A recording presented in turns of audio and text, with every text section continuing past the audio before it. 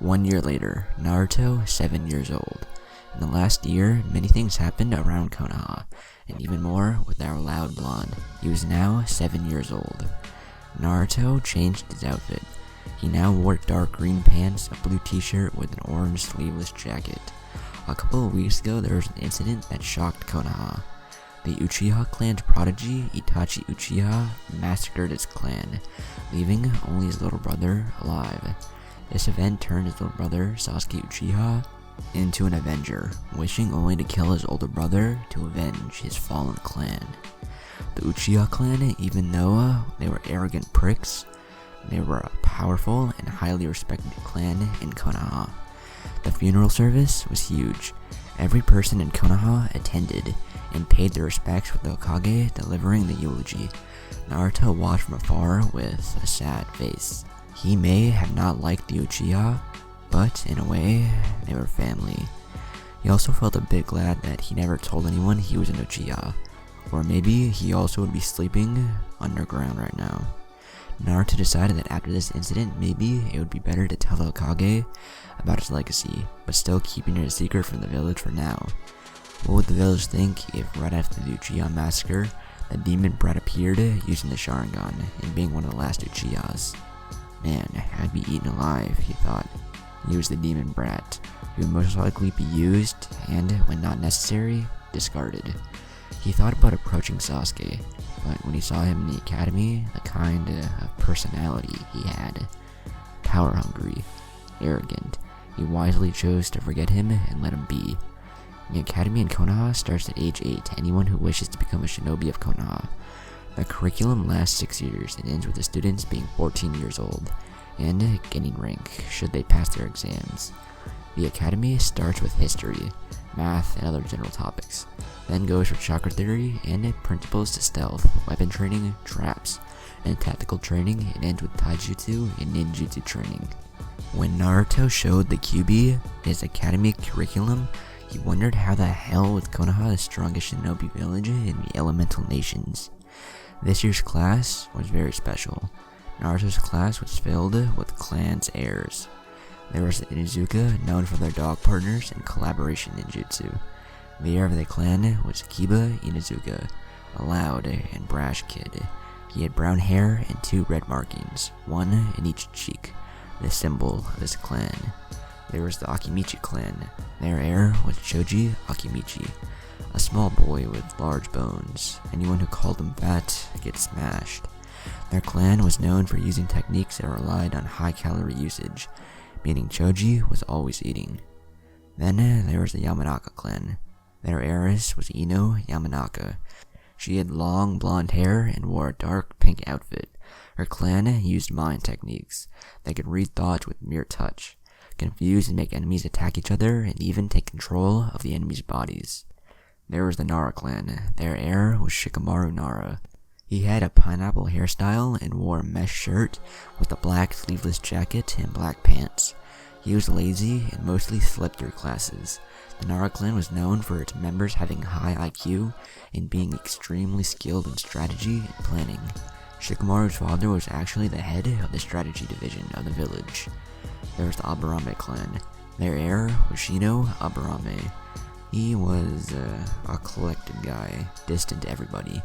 He had black sunglasses and wore a gray cloak that pretty much only showed his glasses. His clan rely on using bugs to fight. Their children, once born, are implanted with bugs that feed on their chakra so they can use them to fight. Then there was the Uchiha clan. The last member of his clan and heir was Sasuke Uchiha. He wore a blue shirt with the Uchiha crest in the back and white shorts. The Uchiha clan was known for their high affinity for fire and their Kekkei, the Sharingan, that Naruto also had. Naruto was an Uchiha after all. There was also a girl named Sakura Haruno. She had pink hair and wore a pink dress. Even though she wasn't from any clan, she was in the class. She was the daughter of Akira Haruno, which was a member of the civilian council. Figures, he thought. The last clan was no other than the Hyuga clan, and their heiress Hinata Hyuga. The Hyuga clan, much like the Uchihas, were known for their dojutsu, the Byakugan. This bloodline limit, when activated, allowed them to see chakra with high detail. Almost 360-degree vision and long range extending to kilometers if trained enough. The clan also had the gentle fist taijutsu style, which is renowned to be the strongest form. Hinata and Naruto met a couple of years ago after Naruto saved her twice, and she developed a crush on him. Both of them met a few times along the years, and became close friends, and even though neither of them would admit it, they both liked each other more than just simple friends. The current year was going down without much trouble. Naruto decided to accept the Kibi's suggestions regarding Academy and use a mask. The Kibi suggested Naruto to hide his real strength. Deception is the ninja's greatest weapon. And so, Naruto opted to show his mask by being a loud, knucklehead dumb kid. He chose to become the dead last, and it was a wise choice, since every teacher tried their best to make Naruto look bad, and he couldn't rise suspicion, for now. I bet the civilian council would make me stay weak forever if they could, Naruto thought, as he tried to sleep in the classroom. 1 year later, in the last year, Naruto grew more than he could hope for. Thanks to his matured Sharingan, he managed to copy an extremely useful technique while watching two Jonin spar. Flashback. Naruto was approaching the training field, hoping that it would be empty when he sensed two powerful chakra signatures. Suppressing his chakra, something that the Kibi taught him, he could actually sneak up on people extremely well. Being a sensor allowed him to know if he was actually suppressing his chakra effectively or not. He approached and started to watch them. "So, Kakashi, are you ready for our next youthful challenge?" A Jonin said that was wearing a full-body green spandex suit and a Jonin flat jacket. He had the thickest eyebrows Naruto had ever seen. Not paying attention, the silver-haired ninja, identified as Kakashi, said, did you say something, guy? "Damn you, Kakashi, and your hit ways. Our score stands 50-50. Shall we begin?" Guy asked, which Kakashi nodded. Kakashi had silver gravity-defying hair. He wore that standard Jonin clothes, black pants, mesh shirt with the Jonin flak jacket, and covering his left eye with the Konoha headband. Naruto watched in wonder at the speed of the battle. His fully matured Sharingan allowed him to follow every single move each one of them did. The battle went on for a couple of minutes until Kakashi pulled up his headband, revealing a Sharingan. "What? How can he have a Sharingan? I thought all the Uchihas were killed minus Sasuke," Naruto thought, wondering how Kakashi could have the Sharingan. Kakashi was very popular in Konoha. He was the son of Sakumo Hatake, Konoha's White Fang, known to be powerful as a Sannin, so he couldn't be an Uchiha. "Look carefully, kid. He hides it under the headband, so it's probably an implant," the Kibi replied. The battle continued, and Naruto copied a few jutsu, including one that would help Naruto immensely, and would later become his trademark, the Shadow Clone Jutsu. Armed with this jutsu, Naruto realized that it transferred his memories to the original, so he started using it for training. For now, Naruto's limit was about 1,000 clones. If anyone saw him making that many, they would probably call him a monster. After all, this technique was an A-rank kinjutsu. For his massive chakra usage, that would kill most shinobi. Since Naruto had Kage-level reserves, using this jutsu barely affected his reserves. Something that Naruto wondered was if using the Sharingan gave photographic memory, because he remembered everything he saw. Naruto was walking to the Hokage Tower. He decided that after what happened to the Uchiha clan, it would be the best choice to tell the Hokage he had the Sharingan. Hokage Tower.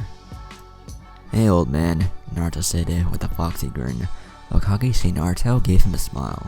He barely got to see him nowadays and was wondering if he was always training. "Oh, Naruto, haven't seen you in a while. How's your training going?" the Hokage asked. "It's going very well. I actually got a few awesome jutsus," Naruto said, smiling. "I'll probably take you on, old man," he said, chuckling. "I'm not that old, Naruto. So, what brings you here?" the Hokage asked. "Well, I have a few things. I chose to tell you if you promise not to reveal it until I'm ready," Naruto said with a serious face. The Hokage, wondering what it could be, made a hand gesturing and the Anbu left the room. Naruto did a few hand seals and said, "Cone of silence." The Hokage gasped for air when he saw Naruto perform a C-rank Fuin Jutsu. But since he knew who his father was, it wouldn't be much surprising he was following his footsteps. Impressive, Naruto. 8 years old and studying Fuinjutsu, Hokage said, impressed. Actually, old man, I never told you everything about what happened when I was 6 years old, you know, Naruto said with an embarrassed laugh. Now, old man, pay attention to me, he said. Naruto closed his eyes and started to channel chakra into them. Slowly opening them, he showed them to the Hokage. Blood-red eyes, with 3 black tomo in each, a Sharingan. The Hokage's heart missed a beat and his eyes bulged out, almost popping out of his head. The Hokage simply asked, "How?" "Well, I'm an Uchiha on my father's side," he replied. "How is it possible? Minato never had the Sharingan." Hokage asked, wondering why Minato never told him. "I'll explain everything," he said, disabling his eyes. "For starters, I will tell you that my grandfather was none other than Madara Uchiha." That was the final straw for the poor Hokage's heart, and it gave out. Naruto, seeing this, began to sweat. "And he says he's not old," he thought out loud, picking up the Hokage and laying him on the couch. A couple minutes later, the Hokage started to awake and saw Naruto waiting. "You awake already? Geez, here," Naruto said, giving him a cup of tea. "I'm sorry, Naruto, I still can't believe it. How can this be?" Hokage asked, wondering how could Madara have a son and no one know. And his son was Minato Namikaze, of all people. He has blonde hair. Naruto started explaining what his father told him. Madara survived his battle with Hashirama and was saved by a woman who would years later become his lover. They had a son, and when his grandmother was killed, Madara decided to continue with its plans and left Minato in the village. So, Madara was still alive. Who would have thought that Madara had a son? Hokage said, taking in the information. "Well, Naruto, I will guard this secret until you are ready to show everyone who you really are. Remember, you have 3 legacies to continue.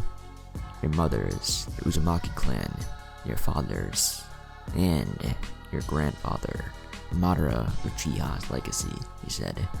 "Don't worry, old man, I plan on revealing everything when I'm strong enough to protect me and everyone else I care about. My father and grandfather both had a talent to piss off Iwa, and I don't need problems right now," he said, chuckling. That they did, Hokage thought, how Iwa suffered at the hands of both Minato and Madara. "But when I reveal who I am, if they ever try to hurt me or someone I care about, I will burn the village to the ground," Naruto said in a serious and cold tone. "I wouldn't put it past them. That damn Inoki, the Tsuchikage, is old and a stubborn fool. Be careful," Hokage said. "Naruto, I wanted to ask you, how can you already have a fully matured Sharingan? It's very rare to even awaken it this early of life. You see, old man, I awakened it when I was 5 years old after some Chunin tried to attack me, and I matured it when I killed the Kumo ninja that tried to kidnap Hinata," he explained, to which the Hokage nodded that it made sense. A Sharingan awakens and evolves in life and death situations. So, that's how you were able to keep up with the Jonin. The Sharingan truly is a terrifying power, the Hokage exclaimed. The Sharingan allowed a 6-year-old to kill a fully trained shinobi. "Alright, I'm going, old man. I just thought that you should know after what happened to the Uchihas," Naruto said, leaving the Hokage's office. "You will one day really take this hat from me," the Hokage thought, chuckling. Konoha streets. Naruto was walking the streets of Konoha, going to a training field to find out and start training his elemental affinities. He already figured that he would most likely have fire from the Uchiha blood, but he could have more or not even fire. Better safe than sorry. Naruto was walking peacefully, keeping to himself in the shadows, not to have problems until he heard someone crying, checking to see who it was, and he noticed it was Hinata. She had her knees to her chest and was crying. Naruto quickly rushed to her side. "Hinata, what's wrong? Why are you crying?" he asked, worried about her. Hinata, seeing Naruto, quickly hugged him, crying even more. Naruto tried to ask what was wrong, but she didn't answer. Naruto started whispering comforting words, saying it would be okay, until she fell asleep in his chest, tired from crying. Naruto picked her up bridal style and took her to his apartment. He laid her in his bed and took a chair and sat by her side. Grabbing her hand, he fell asleep a few minutes later. After a few hours, it was late at night, around 2 a.m., and Hinata started to awake. Opening her eyes and not knowing where she was, she jumped up, awakening Naruto, who was by her side. Seeing that he was by her side, she couldn't help but blush until she remembered everything that happened yesterday. "Hinata, what's wrong? You can tell me, I'll help," Naruto said, trying his best to help her. Hinata was looking at the ground. She decided to tell him everything, and started to remove a piece of cloth that was tied to her forehead. She removed it, showing a green tattoo. It was a cage bird seal. Naruto, seeing this, was shocked that they'd branded the heirs of the clan. My father said I was weak, just too weak to be the heirs of the clan, so he branded me and disavowed from the Hyuga clan, she said, looking at the ground. Naruto was furious. How could they do that to family? Branding, it's a despicable decision, but to remove a member and even his daughter from the clan for being weak. "It's okay, Hinata, you're not weak, and you have me," he said, slightly blushing. "But I'm weak. I was almost kidnapped. I was the same age as you, and you managed to save me. I'm nothing more than a loser," she replied, crying and yelling, letting all her anger and frustration out. "No, Hinata, you are not weak. You are a kind, loyal, hardworking, and a beautiful person," he said, getting a blush from her. "Look at me," he said, taking his hand to her chin and raising her head. They locked eyes and continued. "I'm hated by everyone in the village. They all call me a demon and try to hurt me.